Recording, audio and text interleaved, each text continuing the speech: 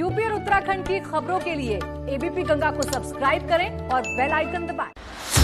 7 seat और 88 दावेदार, किसकी जीत किसकी हार, सबसे सटीक सबसे तेज कवरेज, हर सीट का पल पल का हाल, 7 की बिसात। हमारे तमाम संवाददाता इस वक्त अलग अलग जगहों से हमारे साथ बने हुए हैं। नीतीश पांडे इस वक्त हमारे साथ मल्हनी से जुड़े हुए हैं, सीधा कनेक्ट हैं। ये वो एकमात्र सीट है जहां पर विपक्षी सपा ने जीत हासिल की, बल्कि अपनी सीट को बरकरार रखा। इसके अलावा उबैदुर रहमान हमारे साथ हैं, हमारे और भी सहयोगी हमारे साथ जुड़े हुए हैं अलग अलग सीटों से। लेकिन पहले अब नीतीश के पास चलेंगे। नीतीश, क्या इस परिणाम के बाद क्या माहौल है वहां पर?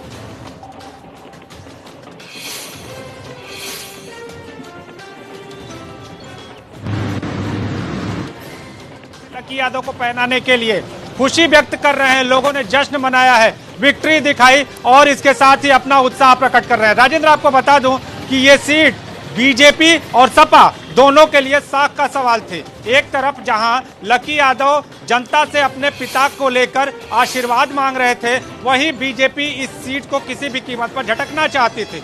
लेकिन इसी बीच धनंजय सिंह की एंट्री होती है और वो भी लगभग वोटों पर कब्जा करते नजर आते हैं। आपको बता दें राजेंद्र, मुकाबला बेहद रोमांचक रहा। 12 राउंड तक की स्थिति पर गौर करें तो 12वें राउंड तक धनंजय सिंह लगातार आगे चल रहे थे। लेकिन 13वें राउंड में जब ईवीएम खुली, तब जिन गणनाओं को देखा गया तो 13वें राउंड में एक बार लकी यादव ने बढ़त हासिल की, तो फिर जीत के बाद ही ये मामला शांत हुआ। तो लकी यादव की जीत, पारसनाथ यादव के बेटे की जीत। और इसके साथ ही आपको बता दें कि जो बीजेपी के प्रत्याशी, जो हारे हुए प्रत्याशी मनोज सिंह हैं, उनसे जब हमने बात की तो उनका साफ तौर पर कहीं ना कहीं जो आरोप था वो ये था कि जो निर्दल प्रत्याशी हैं उनकी जो इन्वॉल्वमेंट थी उसने कहीं ना कहीं जीत को प्रभावित किया। लेकिन इसके साथ ही मनोज सिंह का साफ तौर पर यही कहना है, मैं निराश नहीं हूं, मैं फिर आऊंगा और फिर से लड़ूंगा और जीत हासिल करूंगा। तो ये बड़ी बात है। एक अगर हार आज मिल गई है तो कोई दिक्कत नहीं, आगे के लिए प्रयास होगा। वहीं लकी यादव ने साफ तौर पर यह कहा कि हमें अपने पिता के बचे हुए जो कार्य हैं उनको पूरा करना है, पिता के सपने को पूरा करना है। जाहिर सी बात है वो पूरा करेंगे ही। लेकिन अगर बात करें मल्हनी सीट की, तो मल्हनी सीट जिस तरह से सपा की साख का सवाल थी, किसी भी बड़े नेता ने इसमें प्रचार नहीं किया था। आपको बता दें कि किसी भी बड़े नेता ने मल्हनी सीट के लिए प्रचार नहीं किया था सपा से। और लकी यादव ने जिस तरह से जीत हासिल की है, तो निश्चित तौर पे यह कहना गलत नहीं होगा कि इस पूरे चुनाव में यादव फैक्टर ने काम किया है। मल्हनी चुनाव में चूंकि यादव बाहुल्य सीट है, लकी यादव को समर्थन था, उनके पिता के वोटों का गणित था और ये गणित लकी यादव के समर्थन में सामने आया है। ठीक है नीतीश, आप कह रहे हैं कि जो समीकरण थे, जातीय समीकरण थे, वो भी लकी यादव के पक्ष में थे। एक सहानुभूति थी क्योंकि उनके पिता की सीट रही, उनके पिता एक लोकप्रिय विधायक थे समाजवादी पार्टी के, और उनके मरने के बाद खाली हुई थी तो उसका भी उन्हें लाभ मिला। लेकिन जीत का अंतर बहुत कम था। ये भी एक बहुत बड़ा फैक्टर है जो जाहिर सी बात है उनके विरोधियों को उत्साह देगा। बलराम पांडे के पास चलते हैं, बुलंदशहर से हमारे साथ हैं, उनके पास चलते हैं। बुलंदशहर की सीट बीजेपी के पास गई है। बलराम, जीत का अंतर कितना रहा है, क्या जीतने के समीकरण रहे हैं, हमारे दर्शकों को बताइए।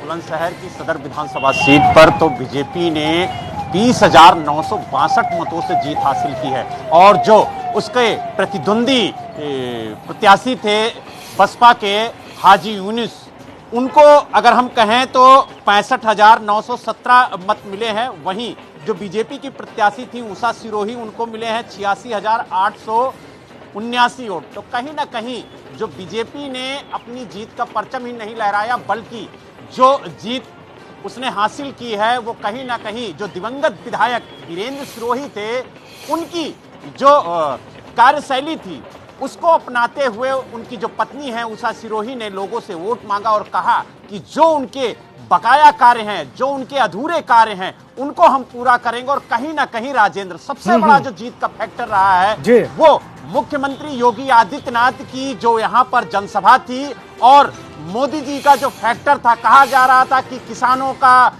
आंदोलन होगा, कृषि बिल जो है वो कहीं ना कहीं चुनाव को इफेक्ट करेगा, लेकिन सारे पैतरे फेल हुए और बीजेपी का परचम लहराया। और यह कहना गलत नहीं होगा कि 2017 का इतिहास फिर से दोहराया गया है और जो 3 साल से ज्यादा का वक्त जो कार्यकाल है मुख्यमंत्री योगी आदित्यनाथ जी का, उसे जनता ने पसंद किया है। ये जीत बयां कर रही है कि उनके कार्य को जनता पसंद कर रही है।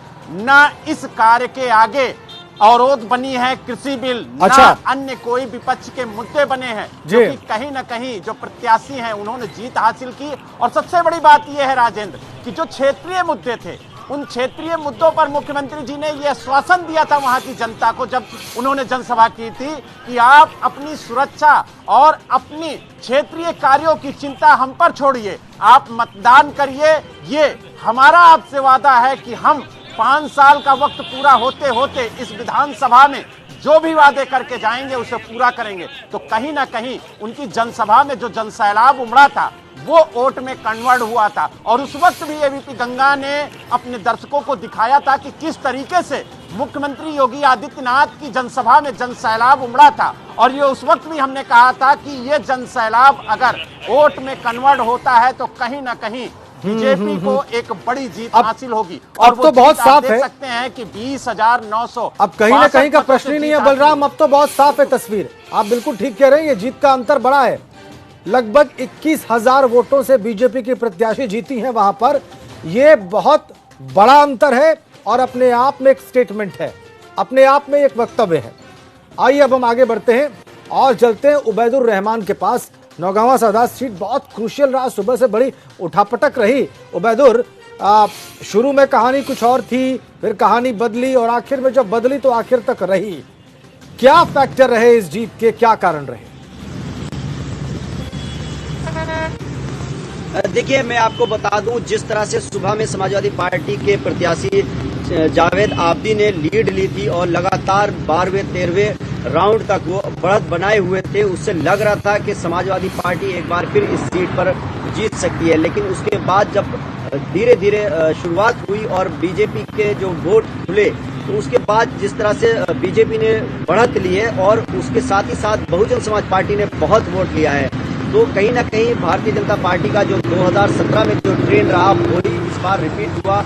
और समाजवादी पार्टी जो है, जिसको माना जा रहा था कि क्योंकि मुस्लिम बहुलक सीट है और यहाँ पर इस बार समाजवादी पार्टी का बहुत जोर शोर देखा जा रहा था, तो वो कहीं ना कहीं वोटों में तब्दील नहीं हो पाया। और जो चेतन चौहान के निधन के बाद एक सिंपैथी वोट मिलना था भारतीय जनता पार्टी को, वो वोट मिला। और उसके साथ ही साथ मुख्यमंत्री योगी आदित्यनाथ खुद चुनाव प्रचार के लिए आए थे, उनका जो काम रहा, उनकी जो अपील रही, उसने बहुत ज्यादा भारतीय जनता पार्टी को वोटों में तब्दील किया और बहुत शांति से भारतीय जनता पार्टी के वोटों ने इस बार यहाँ पर वोटिंग की। और उसका नतीजा जो है आज देखने को मिला कि जिस तरह से चेतन चौहान से भी ज्यादा बढ़कर बढ़त उनकी पत्नी को मिली है नौगावा सादात विधानसभा सीट पर, तो ये एक बहुत बड़ी जीत है भारतीय जनता पार्टी के लिए, क्योंकि नौगावा सादात की विधानसभा सीट खतरे में मानी जा रही थी कि भारतीय जनता पार्टी इस बार चेतन चौहान की सीट को बचा पाएगी। जी, क्योंकि कई और प्रत्याशी ऐसे थे जो भारतीय जनता पार्टी में दावा कर रहे थे। तो बहुजन समाज पार्टी ने काफी वोट लिया है, 30-35 हजार के आसपास वोट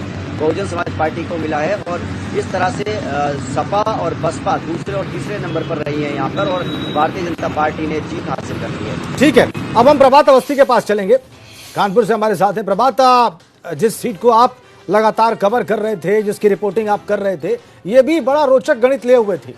यहां पर जीत का गणित क्या रहा है, कितने अंतर से जीत हासिल हुई है प्रत्याशी को बीजेपी के, और क्यों, किन कारणों से? बिल्कुल, सबसे पहले तो अपने दर्शकों को ये बता दें, जिस तरह से एबीपी गंगा लगातार पल पल की अपडेट दे रहा था, तो फाइनल जो अपडेट है वो ये है कि जो बीजेपी के प्रत्याशी उपेंद्र पासवान है, उन्होंने 23,820 वोटों से जीत हासिल की है। और जो प्रतिद्वंदी है उनके वो कांग्रेस प्रत्याशी डॉक्टर कृपाशंकर सिंह रहे।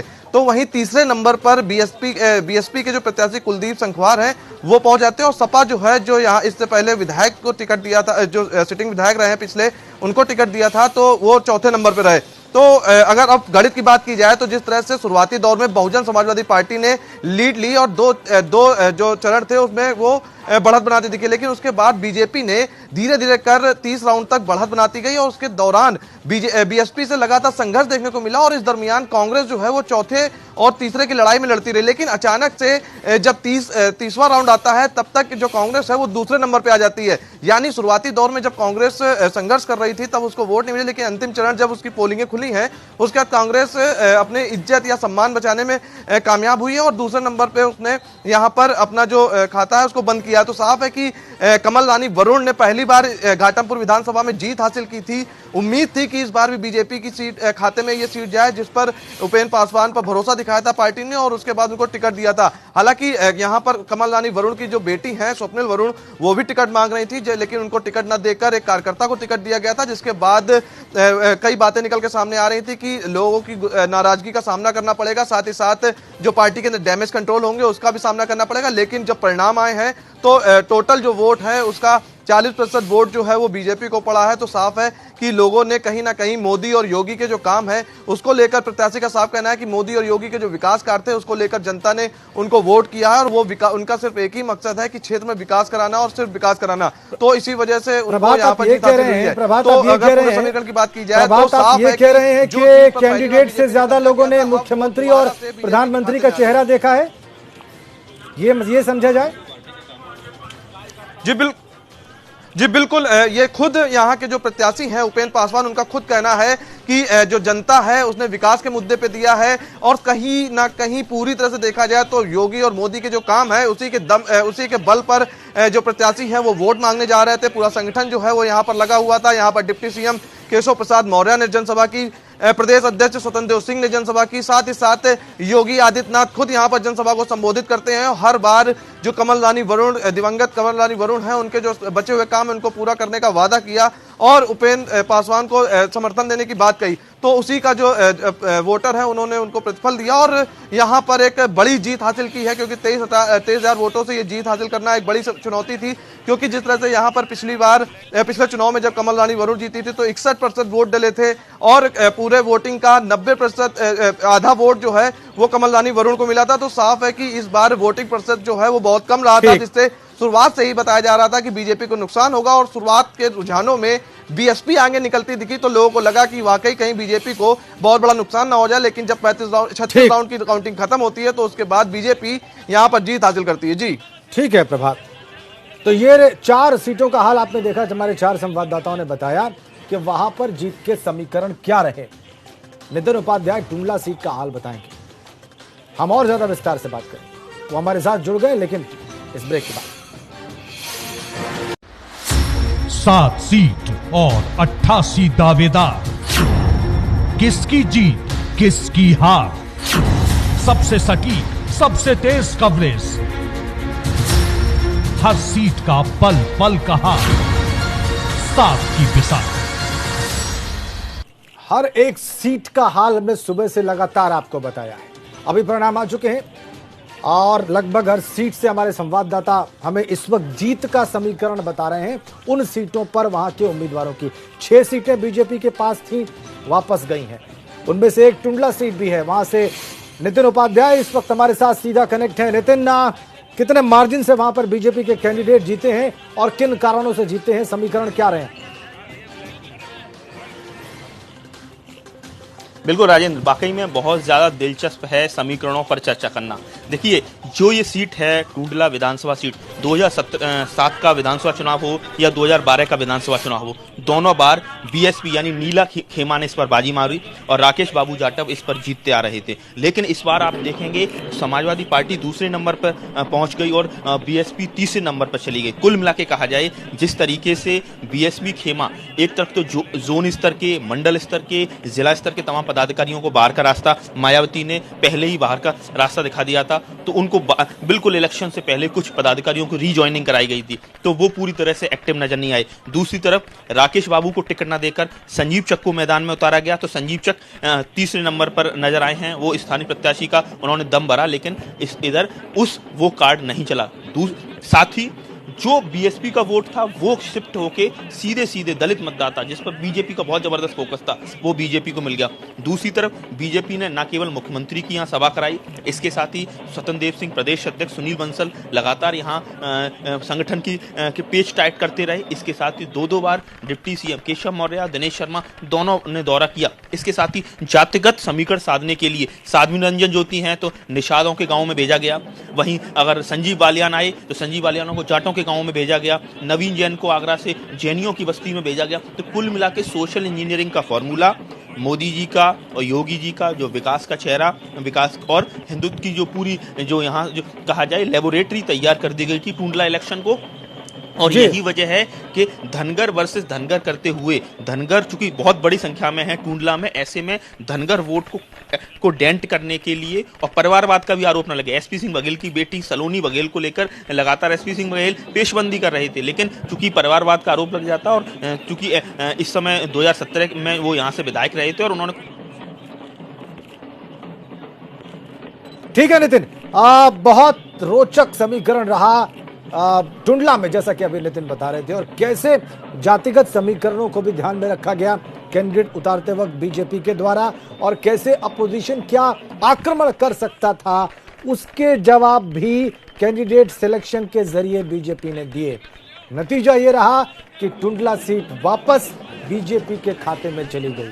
और जाहिर सी बात है, हर स्तर पर, चाहे वो माइक्रो मैनेजमेंट हो बूथ का, या कैंडिडेट्स का सिलेक्शन हो, कैंडिडेट्स का चुनाव हो, जातिगत समीकरणों को ध्यान में रखना हो, अपोजिशन की स्ट्रेटजी हो, अपोजिशन का चुनाव प्रचार हो, इन सब को ध्यान में रखकर बीजेपी ने यहां पर काम किया।